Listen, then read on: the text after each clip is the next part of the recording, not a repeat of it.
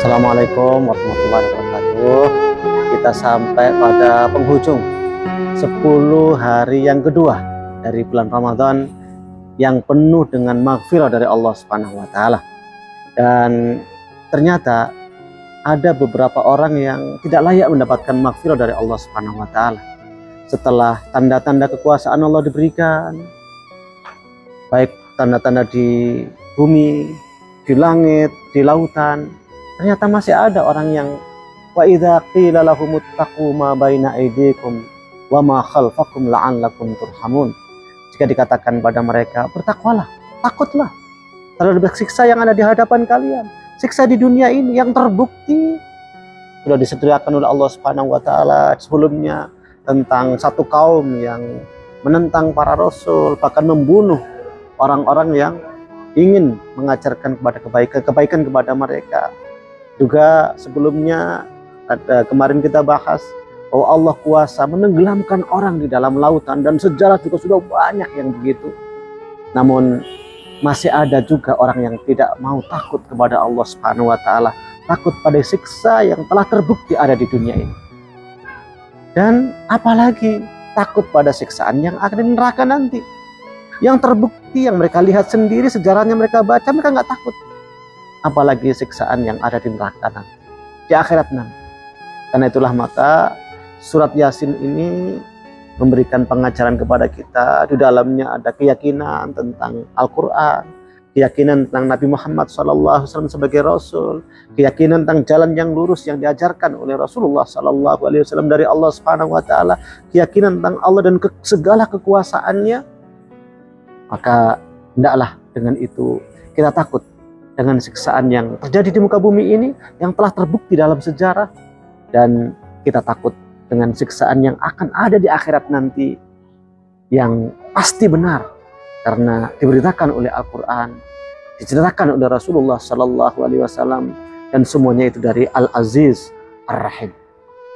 Bahkan kalau kita lihat, ada sebagian orang yang setiap datang tanda-tanda kekuasaan Allah Subhanahu wa taala kepada mereka, malah membuat mereka berpaling jauh dari Allah Subhanahu wa taala, malah nggak kenal dengan Allah Subhanahu wa taala. Dan orang-orang yang seperti ini, kalau diajak untuk berkontribusi bagi kebaikan dunia, diajak untuk berbuat baik dalam kehidupan di muka bumi ini, dia nggak mau. Makanya wa idza qila lahum anfiqu mimma razaqakumullah, kalau dikatakan kepada mereka infaklah dengan apa yang Allah rezekikan kepada kalian, mereka beralasan, ngapain saya memberi makan kepada orang yang kalau Allah menghendaki pasti Allah ngasih makan. Orang-orang seperti ini hanya beralasan, dan uniknya mereka beralasan dengan keyakinan yang mereka yakini, bahwa kalau orang yang beriman yakin bahwa semua manusia dijamin rezekinya oleh Allah Subhanahu wa taala, dan kalau Allah menghendaki yang gagah perkasa pun bisa ditenggelamkan ke lautan. Dan kalau Allah menghendaki, bulan dan bintang, matahari dan bulan pun bisa bertabrakan. Kalau Allah menghendaki, bumi yang demikian indah pun akan dihancurkan oleh Allah Subhanahu wa taala. Mereka yakin itu, tapi keyakinan ini kemudian digunakan untuk tidak melaksanakan perintah Allah, yaitu disuruh berinfak. Apa mereka? Kalau Allah menghendaki kan orang-orang dikasih makan juga oleh Allah. Ngapain saya harus berinfak ngasih makan orang lain? Nah, di sini kita semuanya harus sadar, kita ngasih infak, sedekah kepada saudara kita tidak berarti kita nggak yakin kalau Allah akan ngasih makan kepadanya, tapi kita yakin Allah Subhanahu wa taala ngasih rezeki kepada dia melalui kita. Dan kalau rezeki seseorang melalui kita, itu kalau dalam logika dunianya berarti ada uang transfernya dong. Kalau pos itu ada uang posnya. Makanya kalau kita berinfak pada saudara kita, janganlah kemudian terhalang, nggak mau infak sebab Allah kok yang jamin makanan mereka.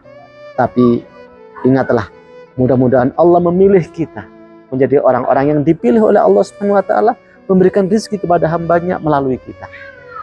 Mudah-mudahan dengan semangat seperti itu kita akan terus di jalan Allah Subhanahu wa taala, bukan kemudian membentur-benturkan antara satu keyakinan dengan keyakinan yang lain, tapi saling menguatkan satu dengan yang lain untuk membuat kita terus berjalan di atas jalan yang lurus, yang salah satunya adalah berinfak di jalan Allah Subhanahu wa Ta'ala. Jangan seperti pepatah, kalau orang nggak punya kemauan, pasti banyak alasan. Alasan dibuat-buat, bahkan apa yang tidak mereka yakini pun bisa jadi alasan. Di sini kita semuanya terus-menerus membaca ayat-ayat Allah untuk memperkuat alasan kita berjalan di jalan yang lurus. Salah satunya adalah berinfak di jalan Allah Subhanahu wa Ta'ala. Dan orang yang tadi yang nggak mau berinfak karena alasan yang dibuat-buat tadi, ketika dikatakan kepada mereka akan ada azab Allah Subhanahu wa Ta'ala, mereka nantang. Kapan itu terjadi? Nah, karena itu untuk menjelaskan hal seperti ini, kita ikuti nanti di 10 terakhir bulan Ramadan. Mudah-mudahan Allah Subhanahu wa Ta'ala selalu membimbing kita, dan mudah-mudahan kita mendapatkan rahmat dan maghfirah dari Allah Subhanahu wa Ta'ala. Wassalamualaikum warahmatullahi wabarakatuh.